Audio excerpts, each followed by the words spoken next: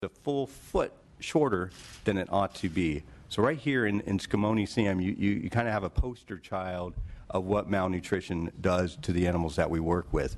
In a group sense, this is what malnutrition looks like. We want to talk to you about a lot of elements of this, but without the context of who we are as a network of centers, we'd be missing a big part of the picture. So I want to introduce you to the state network. We are all organizations that are authorized to do our work with federally protected animals by NOAA fisheries. Up and down the coast, no matter where an animal hits our California coastline and the United States coastline, to extend that out, there is an entity that is responsible and responsive. I will say we're apples and oranges, though. If you look just at this map, you'll see great diversity in the area covered. There's great diversity in the capacity of the organizations. Some are nonprofits, some are for-profit. Up the coast, far up the coast, the North Coast Center that you see on this map, they have a portion of one full-time equivalent on their staff. Down the coast in San Diego, our good friends at SeaWorld are the responders there with extremely different capacity. For an example, I run the Marine Mammal Center there on the Central Coast. We have 60 staff members. We have about 1,200 volunteers. So an extraordinary community demonstration of support. We garner our resources as a nonprofit from foundations, corporations, and individuals, and certainly appreciate public support like this committee recommended last year. I will note, and I think it's an important point, that SeaWorld, while here contributing to this discussion this morning, and a very active and vital part of our network, has declined receipt of any of the state funds this past year. So here are some numbers. What you're seeing in these boxes now relative to each organization is the number of California sea lions that came into our centers back in 2015. We don't only treat California sea lions, so this is a fraction of the number of animals that any one of our organizations was responding to. You'll see 1375 there for the Marine Mammal Center. That's far and away above what we typically see. In what used to be a typical year, we would talk about 600 or 800 animals of all species, all comers, right? Last year, we saw 1,375 California sea lions alone, and you'll see that played out throughout the coastline. I wanted to show you that there is more to this network than just those who respond to the live animals. We've all been for a walk on the beach and come upon an animal that is deceased. It's not the purview, not the work of many of our organizations to go out and investigate the cause of death of those animals, but it is the work of our colleagues. So you'll see in blue there an array of museums, academic institutions, and other collegiate organizations that are doing just that. They're the forensic team alongside us who are going out and gathering tissue, gathering data, and sharing that and contributing it to give us a better understanding of what the baseline issues are that are facing these animals out in the wild. And they are a part of our network. They're just kind of the unsung portion of the team. Okay, so wherever these animals may come into whatever one of these very different organizations, they're coming into what is akin to think in terms of Sacramento or a major metropolitan teaching hospital for people. They're coming into really sophisticated teams and facilities to get their care, and there's a lot of commonality in that care. I want to here weave together what we do with where the support of the state budget helped out, and it's really a story of personnel, professional personnel, veterinarians, veterinary technicians, of unpaid personnel, volunteers, of equipment and supplies as basic as things like this, all the way up to high-end diagnostic equipment, to medications, to food. It's a resource story in a profound way. Any animal that comes into any one of our facilities is going to get a complete physical exam. Here you can see the restraint of the animal. Unlike your dog or your cat in a veterinarian's office, these guys are a little less compliant and do take great care to make sure that we're taking care of them well while taking care of ourselves as well and not introducing injury. You'll see the stethoscope off on the left-hand side of the image there. All of the basics that you or I would get when we see a physician are afforded these animals as we ascertain what the baseline health situation is of any animal.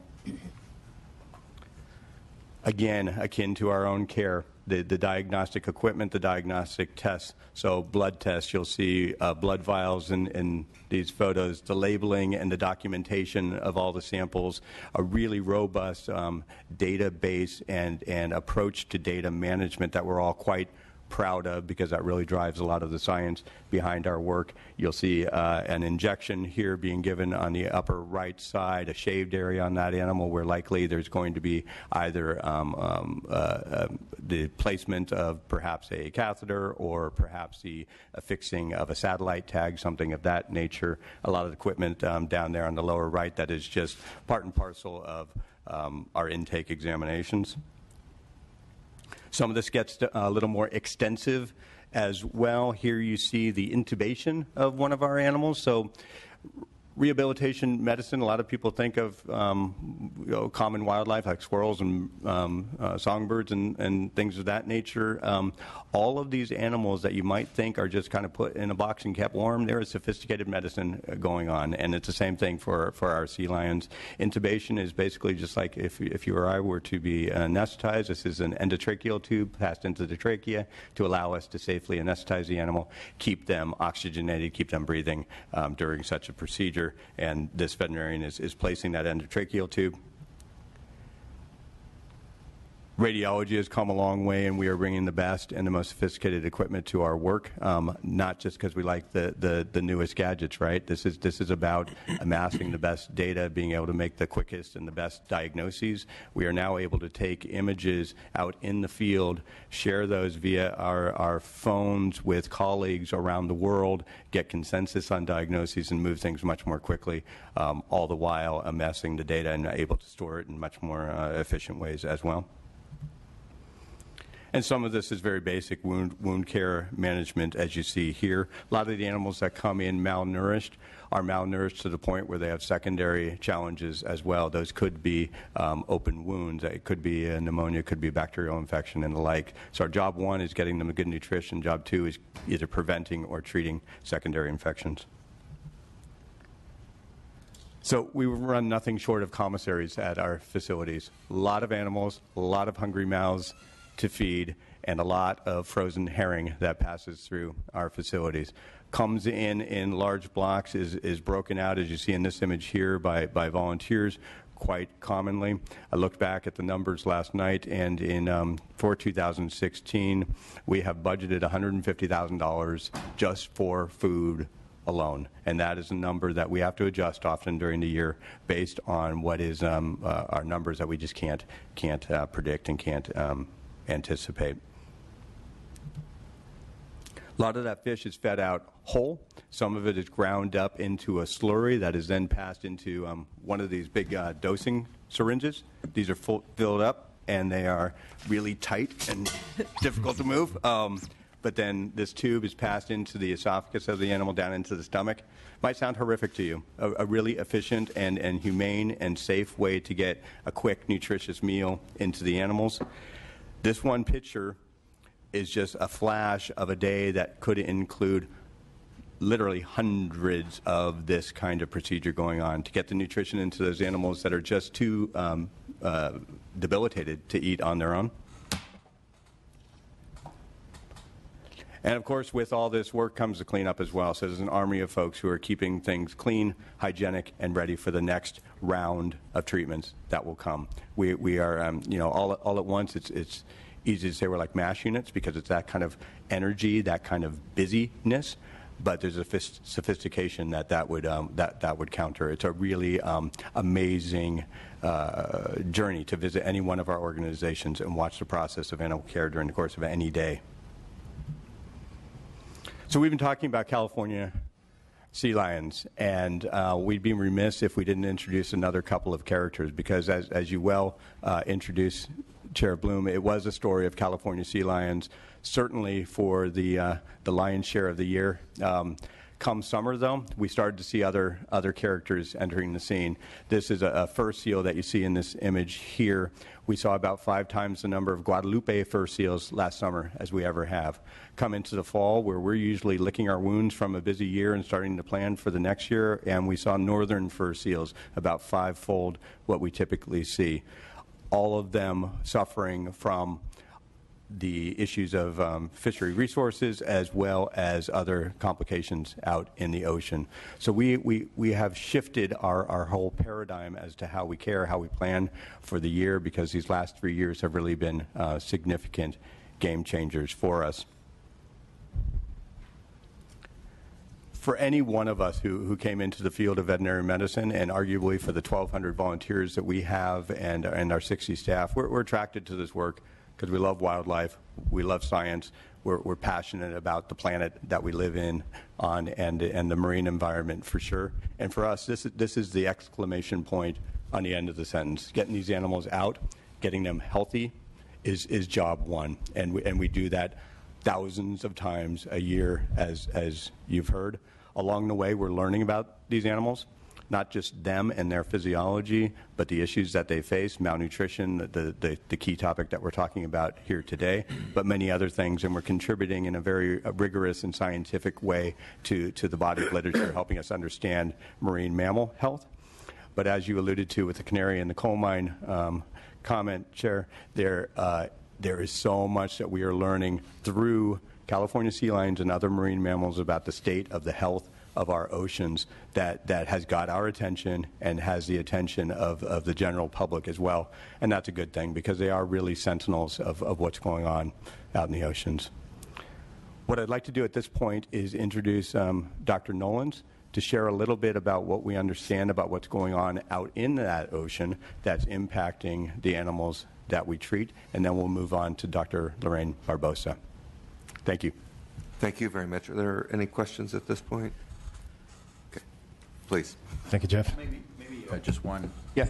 Sure. So the total number of pinnipeds, I suppose the overwhelming amount is California sea lions, but what are the other populations? Some fur seals, some harbor seals? Or You're right. Harbor seals. So for us, and I think for the network at large, California sea lions are followed quickly by elephant seals and harbor seals. Those are the big 3 that we see and have seen over the decades consistently in need of care. We will also see stellar sea lions, very much looks like a California sea lion, kind of on steroids, this big hunky sea lion from more northern waters. We'll see Guadalupe northern fur seals as well, and sometimes even on this coast we will see small dolphins and porpoises, and we will respond as a network. We're part of a team that will respond to great whales as well that are entangled or otherwise in harm's way. Great. Yeah. Thank you, Jeff. Good morning, Chairman Bloom and Assemblyman Williams. My name is Hendrik Nolans. I am a veterinarian at SeaWorld San Diego. I'm a staff veterinarian at SeaWorld San Diego, and I am the lead veterinarian for SeaWorld San Diego's marine mammal, seabird, and sea turtle rescue and rehabilitation team. As the lead vet on our rescue program, I, like Jeff and like Dr. Barbosa, we have firsthand experience with how compromised these animals have been in recent years as they come into our hospitals. And I've also personally experienced the sheer numbers and the tidal wave of California sea lion pups that really has hit our beaches. And then finally, what Jeff explained to you really nicely in great detail is the amount of effort and the amount of intensive care that these animals require when they first come into our hospitals to just even keep them alive for the first 24 hours. These animals are in very critical condition. More so, I was invited to speak here today because I am the vice chair of what is called the Working Group on Marine Mammal Unusually Mortality Events. This is a panel of 11 subject matter experts on various topics of marine mammal health, disease, marine mammal biology, oceanography, whatever subdiscipline seems appropriate or relevant. And the charter of the group is to actually, first of all, determine what is an unusual mortality event, and then once one such event is recognized, to actually help guide the investigation into the cause, basically diagnose the mortality event. For this particular event, there are currently actually 6 active mortality events around the United States. None of them are of this scale, but for this specific event, we recommended a 4-pronged investigative approach. First of all, we surveyed these pups, these live pups, as they were coming into our hospital for pathogens. From this work, we learned that there is not one common pathogen, there's not one bacteria, virus, or parasite that all these animals shared, and that was the cause or the reason why they had stranded. A second tier of our approach was to actually do autopsies on, dissect out a subset of some of the dead animals that were showing up on our beaches. And again, here we learned that there was not one lesion, not one illness, not one pathology, not one disease that these animals shared. Really, the one thing that these animals all had in common was extreme emaciation. They were completely depleted and had no more reserves left. Based on these findings, we started suspecting that diet and nutrition maybe had something to do with these animals showing up on these beaches. So we decided to actually satellite tag and track adult female California sea lions that were still with their pups on the rookeries, which is where the sea lion pups are born. And somewhat to our surprise, we actually found that the feeding and foraging behaviors from the moms that were with pups were actually still quite normal. These animals were not just lollygagging on the beach. They had not abandoned their pups. They were nursing them seemingly as normal. We did notice that they had to dive a little deeper than normal, and that they were out at sea a little longer than normal. So they probably had to work harder, travel further, dive deeper to actually get to their food. The fourth topic of our investigation really addressed the massive rehabilitation effort that had in the meantime gotten underway by the stranding network. And we wanted to make sure that actually that these rehabilitated, now healthy pups weren't released into an ocean that was a desert, that didn't have food for them. To do this, again, we placed satellite tags on a subset of these rehabilitated pups. We tracked them, depending on the individual, for several weeks to several months, and we actually got a very good post-release survival, which was very encouraging to hear for all of us Stranding Network members. So ultimately, our investigation led us to our lead hypothesis that the primary driver of this mortality event is a change in either the prey composition or prey availability, both for the lactating moms as they're still supporting their pup, and then also for the pups as they wean themselves from their mom. They simply are not able to find food. At this point, we teamed up with some oceanographers. This map here is the northeastern Pacific. California sea lions inhabit what is called the California Current, or the California Current ecosystem, and is the area that is highlighted in the orangey color off our coast. It's an area of upwelling, which means that cold water laden with nutrients comes up from the ocean floor to the surface. And it's actually this cold water that then feeds the entire food chain, from plankton up to the marine mammal apex predators. And as it turns out, while cold water is the driver, the main and the single most biggest driver of food productivity in the California Current ecosystem, the oceanographic conditions are currently actually very unfavorable. We've all heard about the blob. The popular science refers to this big body of unusually warm water that's off our coast and off Canada's coast as the blob. This is warm water. It's not good for food productivity. It's not a good situation for sea lions to find food. And then as of 2015, and now definitely going in 2016, it seems like this issue is compounded really by developing seemingly very strong El Nino, which again is adding warm water to the surface waters off our coast. It's really almost like a perfect storm for these California sea lion pups. Earlier this winter, I had the opportunity to help the field biologists with their field work on the sea lion rookeries, which is the Channel Islands, where all sea lion pups are born. And this group of biologists has been very diligently monitoring this population, counting pups, measuring pups, weighing pups for every year for 45 years. It's an amazing data set. It's very rare to have such a data set. And compared to that 45-year baseline this year, so 2015 going into 2016, 43% less pups were born. The lead hypothesis there is that there have been an unusual number of pregnancy losses from pregnant females who simply didn't have enough food or the right food to maintain their pregnancies. California sea lion pups are currently, again, between 30 and 35% underweight. Sea lion pups have been thin since 2009, so this has been building for a few years. But this year, the California sea lion pups are of the lowest weight on the 45-year record. Sea lions are weaning prematurely. They are developed. They usually are dependent on mom's milk until March or April. This year, again, we have seen pups leave their mom as early as January, prematurely. So already back in winter, the biologists warned us stranding network members that we should once again anticipate large numbers of California sea lions stranded on the California beaches. By now, this prediction has become fact. We did not have the access to the statewide numbers for year-to-date strandings in 2016. But for example, I'll speak for my own facility. Down in San Diego, we have year-to-date, as of last night, rescued 160 California sea lions. In a normal year, and mind you, we haven't had a normal year in 3 to 4 years, we would respond to 150 to 200 California sea lions for the entire year. So again, something is building. Also, something to keep in mind is that these conditions may persist for a few years. These are big bodies of water. They take a long time to warm up. They take a long time to cool down. These are slow-moving systems, so we may see similar conditions for a few years to come. And as Jeff already explained to you, we have, as of last year, also seeing that this has become a multi-species event. This is an ecosystem event. Guadalupe fur seals, which is actually our only endangered pinniped on our coast, is now involved in this mortality event. And in 2016, we actually anticipate that we will be adding the northern fur seals to the list of affected species as well. And very recently, just this week, there are reports that now in South America, on the Chilean beaches, southern sea lions are washing up emaciated in large numbers as well. With this, I'll turn it over to my colleague, Dr. Lorraine Barbosa. Thank you very much.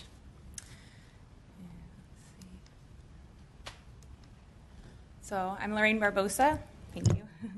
I'm a staff veterinarian at California Wildlife Center.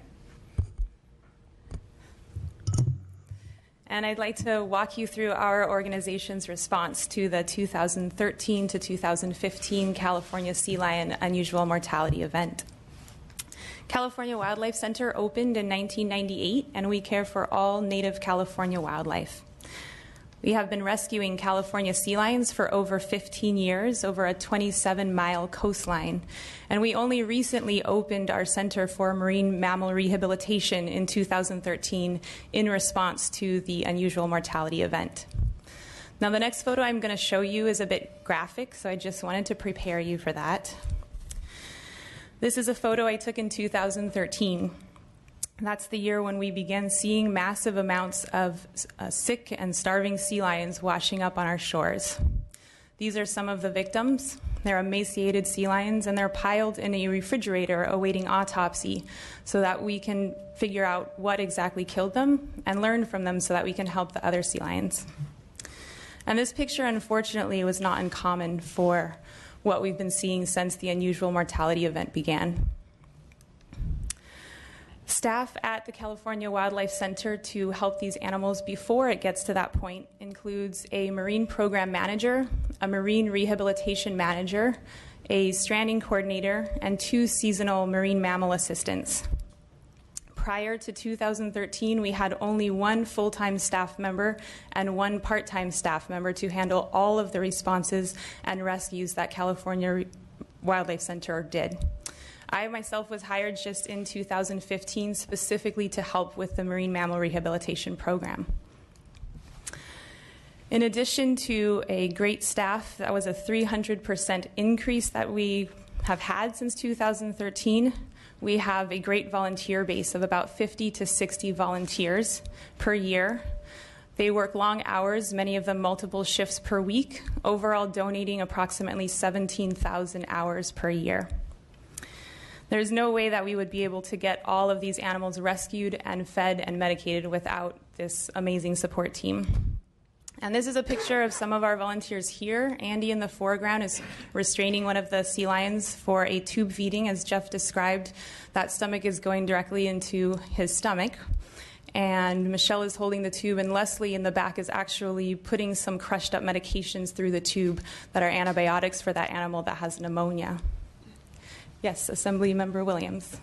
Sorry, I didn't think of this question earlier, but because I spend a decent amount of my free time that we get close to the ocean, I've always kind of wondered, I mean, what are the telltale signs that you can differentiate a pup that has hauled up and is either just weaned and just on its own but will do just fine from one that is malnourished and would be deserving of a call, to whatever the local